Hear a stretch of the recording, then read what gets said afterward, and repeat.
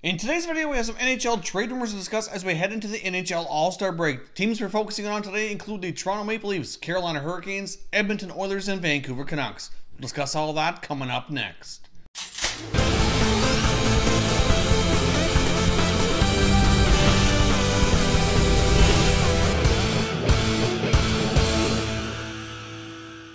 Hey everyone, and welcome back to another video here at Top Shelf Hockey. If you're new to the channel, thanks for stopping by. We review and discuss all 31 NHL teams, so if you're a huge hockey fan, consider subscribing and clicking the bell so you don't miss anything. So as I mentioned off the top, we have some NHL trade rumors to discuss as we head into the NHL All-Star break, and I want to get started here with the Edmonton Oilers. Now, as we know, the big news broke here in the last little while that General Manager Peter Chiarelli has been dismissed from the Edmonton Oilers, so they're kind of in limbo here as they have Keith Gretzky taking over on an interim basis with Bob Nicholson being more involved as well, while the search is on for the next GM of the Edmonton Oilers, so it's kind of unclear exactly which direction they're going to go in here, but comments from Bob Nicholson on the press conference when the Oilers had after firing Chiarelli indicates they very well might be a little less active than we might have anticipated heading to the NHL deadline. They basically gave two big pieces of information I think will kind of dictate how they handle their future. One is they want to have their prospects have a little bit more seasoning, more time in junior and as well as the American Hockey League before they're brought up to the NHL. And secondly, they don't seem like they want to really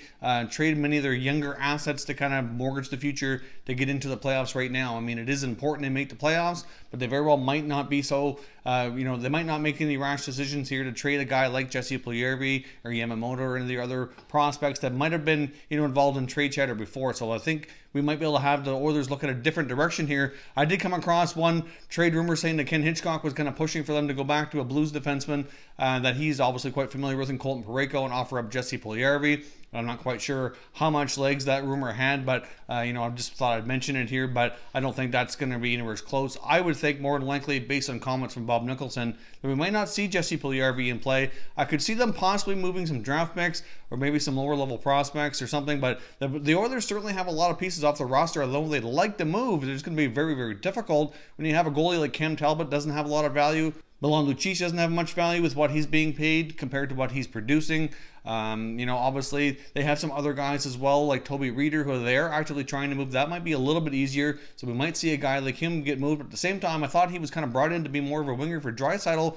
They do have some connections playing in the international tournaments in the past and had pretty good chemistry, but they haven't really been given a whole lot of opportunity together from what I've seen this year. So we'll see, but Toby Reeder is a player that we very well might see on the move. He's kind of in that in-between mode. He's not really super young, but he's not really an aging veteran either. So his contract's more reasonable. So it's kind of unpredictable to see how the Oilers proceed here, but I don't think they're going to be quite as active as we may have thought, depending on how they proceed here. Some other names that we've heard that might be candidates to take over as the new general manager. There's a long list of them really out there. We've heard Mark Hunter, former assistant GM of the Toronto Maple Leafs, who's back in junior with the London Knights. We've heard maybe Ron Hextall. We've heard Dean Lombardi, Mike Gillis. I've seen other names like LA Kings assistant Mike Fuda. I've heard Pat Verbeek. So all kinds of other names as well, including other notable assistants around the NHL, Norm McIver, as well as Billy Guerin, of course, who has a link to the Oilers from the past. So we'll see who takes over here as GM. I'm not sure how quickly we're going to have that answer. I don't think they're going to be too quick here. I think they want to kind of make sure they get somebody in place to really change the culture of the landscape of that team and really get it moving forward. I would think one of their big priorities coming in as a new GM will be to find that solid winger for Connor McDavid and really make the build around that generational type talent that they're so lucky to have. So we'll see how the Oilers proceed here, but the main rumor around is I don't think they're going to be quite as active as they once might have thought to be with Chiarelli out of the picture, and we'll see here how they kind of proceed with caution and try to get this team back in order. Now, I want to jump over next and take a look at the Maple Leafs and the Hurricanes. Now, of course, these two teams have had a connection running back as, quite early in the season with the William Nylander saga, with the Hurricanes making it well known that they'd love to make a trade for William Nylander. Of course, that never happened. The Leafs got him signed, and the rest is history. However, those two teams do continue to scout each other quite closely, and the Maple Leafs certainly would make a lot of sense for them to try to obtain a right-shot defenseman who can play in a top-4 role. And, of course, the Carolina Hurricanes, have more of those, potentially available for trade than any other team in the NHL. So those two teams remain connected because of that. So that's the main connection that seems to be there. Now, I'm not sure exactly how the Leafs are going to manage to pull this off. It's been pretty well known that the Carolina Hurricanes ideally are looking for a top 6 or top 9, but preferably top 6 forward in return who can certainly help boost their offense here. You know, the Leafs are not going to want to give up guys like Kasperi Kapanen, who they've made it well known, who's basically an untouchable.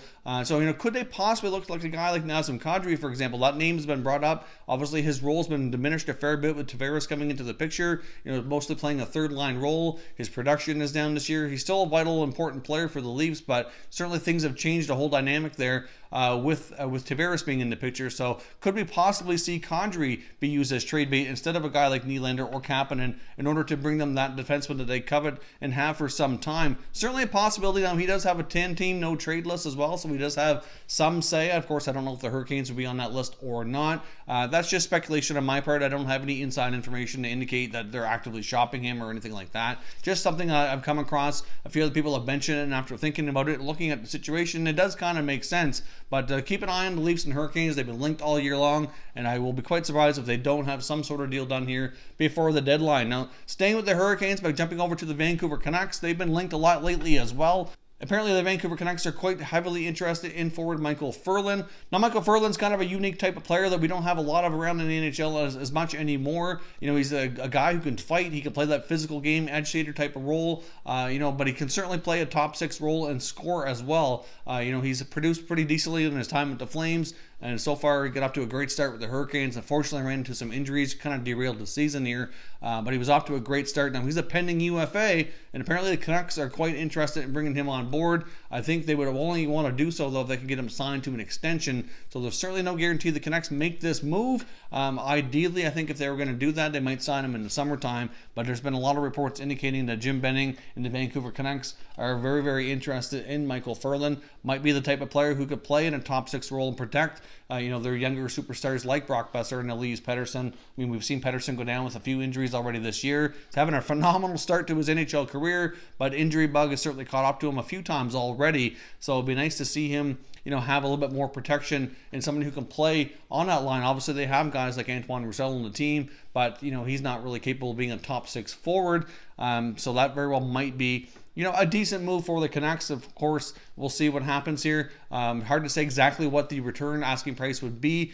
I would think if the Hurricanes trade Ferland, they're going to likely want another forward in return who can, you know, ideally somebody who's got some offensive skill. Maybe a guy like Nikolai Goldobin might get it done. I'm not sure who else the Canucks would have that they'd be willing to part with that might accomplish that. So might be a tough sell, but apparently the Canucks are quite heavily interested, and if they don't make a trade for him before the deadline, then certainly expect them to be heavily involved during the summer when it comes to free agency. So that is all your updates here from the trade rumor front for today as we head into the All-Star break. Hard to say how many other news and notes are going to come out here over the next couple of days, but stay tuned. We'll be reporting back as soon as we have further information from around the NHL trade rumor mill. If you're new to the channel, I hope you consider subscribing. We cover all 31 NHL teams, and there is plenty of content here for all hockey fans who enjoy. So if you're new, hit that subscribe button and give this video a thumbs up before you go. I'd appreciate it if you did. As always, thank you very much for watching, everybody. We will catch you next time.